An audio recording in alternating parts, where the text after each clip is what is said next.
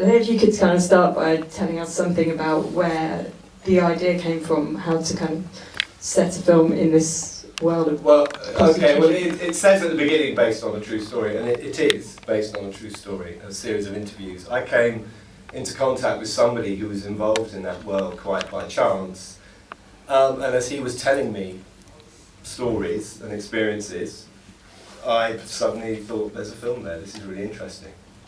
So that's how it came about, really. And I then constructed the script with Debbie's help from those, I suppose, interviews, if you like.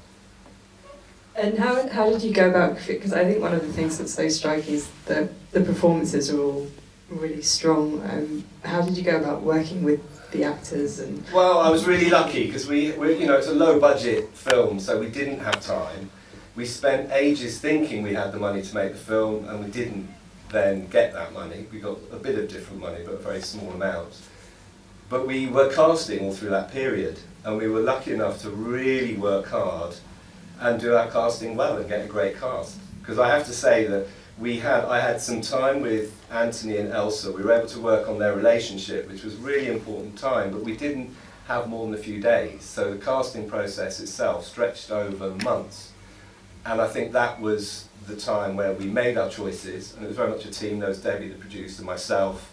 The DOP, Steve, was actually there the whole way through filming, and our casting person, who was Claire Catterall.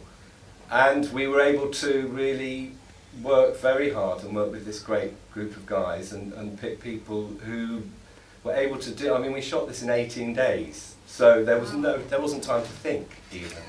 You know, they had to hit, I was waving the camera around, they would literally come on to set, we'd have discussed as much as we could, and then we'd work. So really, I have to, you know, I can't take a huge amount of credit. They really did it for themselves. A lot of the time they were on their own. You know, it's a hard process. Some by gang with drums.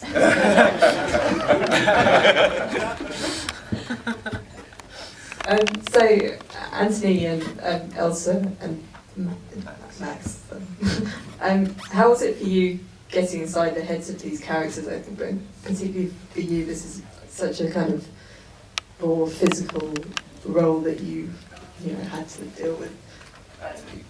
Elsa and Anthony, like this kind of psychology of this guy who gets drawn into a world and obviously, you know, ultimately has to kind of confront the moral choices in it. How did you approach your parts? With difficulty, but it wasn't very hard to get into the mindset of Leo, in all honesty, because I guess where we live, the way we live right now, there's so many attractions, so many things that we want that are readily available for us, and a lot of temptation. And I think Leo was suffered greatly with that and wanted to live a certain lifestyle and wanted it quickly, and realized that it was easy. He was good with people, he was good at business, and he was able to put those strengths to use, to bad use, to good use, however, whatever use it was.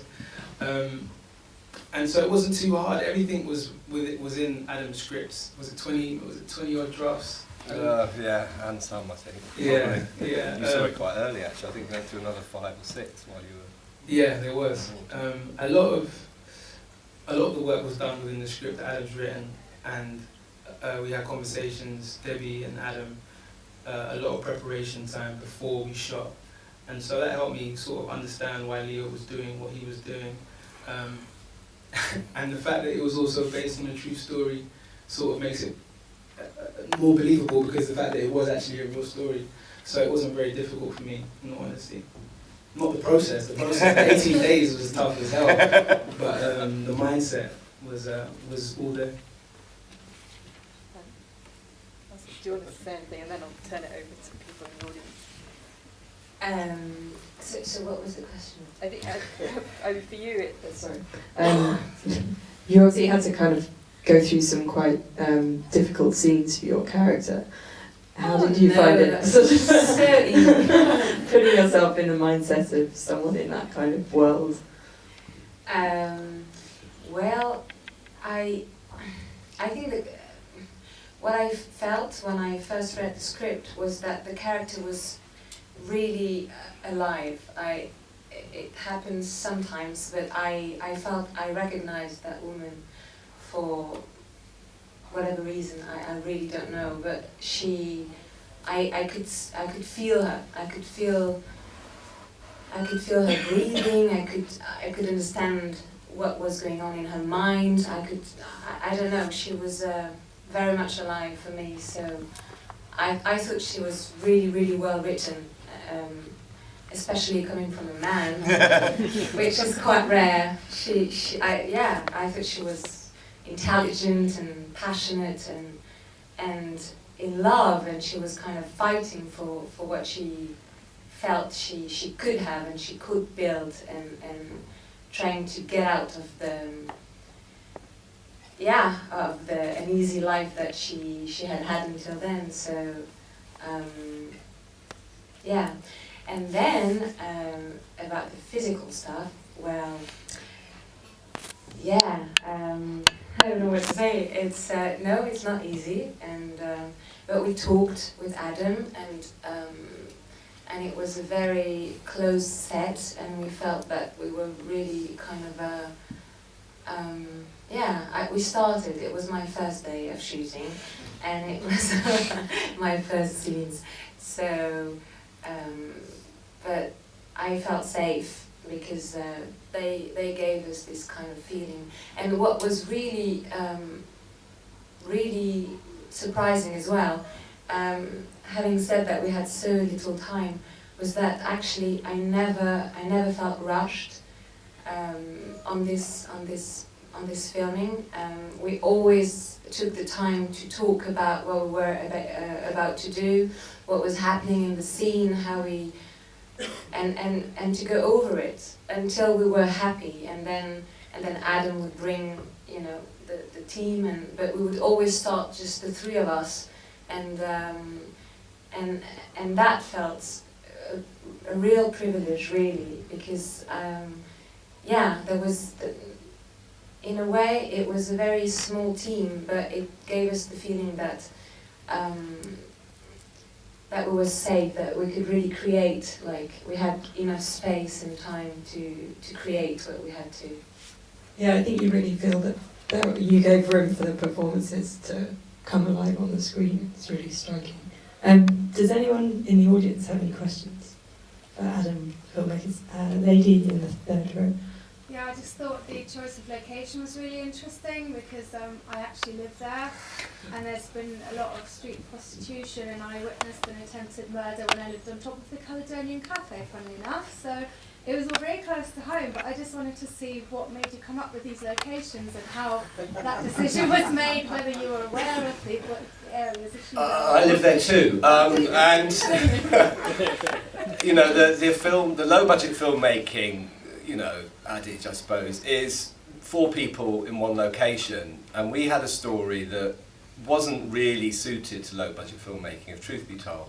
Lots of different locations, but so the decision we took was to create that area, to use that area as one location. So the unit base, Debbie and I lived and worked together, became our house. The garage is our local garage. I'd like to say thank you to them. They do great MOT, if anybody needs it. Fantastic. Caledonian Cafe, fantastic breakfast. Well, maybe not the best one, while Anthony was there, and so on. And so all of the streets we used, and local places that we knew, people that we knew. And it was necessity, and I suppose filmmaking is about that, isn't it? You do what you have to do with what you've got, and we didn't have a lot, but so we tried to maximise it by doing that. And there was a couple of Yeah, it was just a comment really, actually, just to say that I think you pulled off something quite incredible. Save whatever money you didn't have, it doesn't really matter, because actually, I think to have written something so inviting, actually, it brought the audience and definitely brought me in. But sort of you allowed, I guess, your actors to really trust each other so much that we wanted to find out about you. We weren't pushed away at all by any of these sort of, these experiences that we probably could have been. In a lot of other sort of films of this genre, it really was, I think, actually incredible. Thank you, I appreciate that. I mean, that was the challenge. That was the challenge of the story, because it is a really unpalatable story on one level. And so the performances were going to be, I mean, I think they are always in film for me, it's all about the performance. You know, everything else, it can be not as good somehow, but if you can work as hard as you can to get the performance right, for me, it'll work. But I felt more so because Leo we had to like him, we had to understand him, and the same with Nadia. And in fact, Yeah, you really Max like over Johnny. there, I love Johnny. Such a nice guy. Like Michael Lee. Yeah, well, he kind of was, but it was interesting because Max brought a lot to that role that I really, really like, because he brought comedy to it at the same time, but also I think he really works as a bad guy. But also, you have to see the sensitivity in that character for him to be in that world. And Yeah. you saw those little chinks as well, which I think, yeah, absolutely. Thank you, thanks Dan, appreciate that. There's a question right at the back, in the back row. Yeah, Yes, there, just where you- like to say, brilliant film. I was wondering what you guys shot that on. We shot on an F3 going into a Kai Pro hard drive, which I'd never ever work with again. The F3 I loved, and we couldn't afford, much to Steve the DP's disgust, we couldn't afford the proper lenses. We used converted stills lenses, so they do breathe a bit, interestingly enough. I think people might have seen that a bit, but I actually quite like it. I think it added. Exactly, it does, it adds something to it. So that was the basic kit. It was an utter nightmare. It was a square box, kept on breaking down. You'd get to the end of a take and find out that it had stopped working. For these guys in town, it was like, have we got it or not? And then I discovered in the edit that the S/S card that I could have just been taking out and downloading from, that material is hardly noticeably different from the huge great box we had on the back of the camera that didn't work properly. So, you know, you live and learn. Do you mind telling us what the budget was? Well, when we started shooting, we knew we had access to about 45 grand. That was what we started with. And we got up by that. I think really it's fair to say we shot with, I don't know, a bit more than that. But that's a lot of post-production. Really good job. Yeah. We've got time for one more really quick question. Then have it there. I was really impressed with the score and the soundtrack. I wonder who of you found that, or... Debbie found Julien, it's his first film. He's great. He actually had worked with Hans Zimmer quite a lot, so I think that tells a little. But no, he did the original score, and he was really, really good. We worked very hard. He worked tirelessly, actually, because it was a very difficult balance to pull off.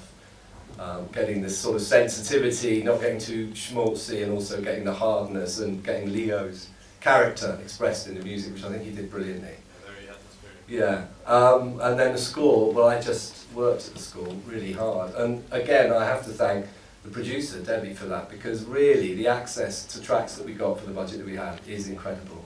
I need to thank Ninja Tunes as well, because obviously they supplied a lot of the music, but we were really, well, I was very fortunate to have somebody who could pull off so many deals with very little money, because we've got a great soundtrack for very, very little.